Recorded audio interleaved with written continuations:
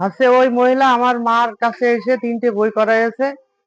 কোন কোম্পানি তা আমি জানি না, কিন্তু হচ্ছে 3টে বইতে নিম্নত 25,000 করে, 3 25 75,000 টাকা আমার মার কাছ থেকে নিয়েছে এই 10 বছরে। তো এখন আমাকে বললো তোমার মার তো টাকা হচ্ছে পরিশোধ হয়ে গিয়েছে, তো হচ্ছে এই টাকা তোলার জন্য 6,000 টাকা লাগবে। তো আমি দেখলাম আমার মার টাকা যদি উঠে আসে, তাহলে আমার 6,000 টাকা দিলে আর কি ক্ষতি।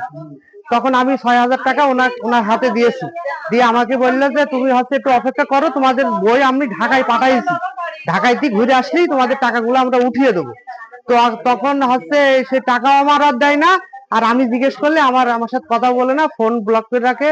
আবার আমার মার কাছ থেকেও টাকা তোলার জন্য 3,000 টাকা নিয়েছে।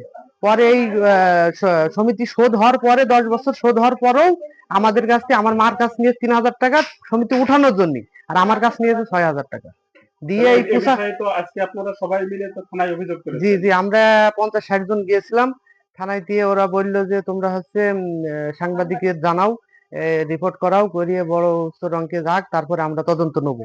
আমরা ওনার নামে অভিযোগ লিখাইছি, বুঝেছেন। প্রশাসন আমাদেরকে এই পরামর্শ দিল।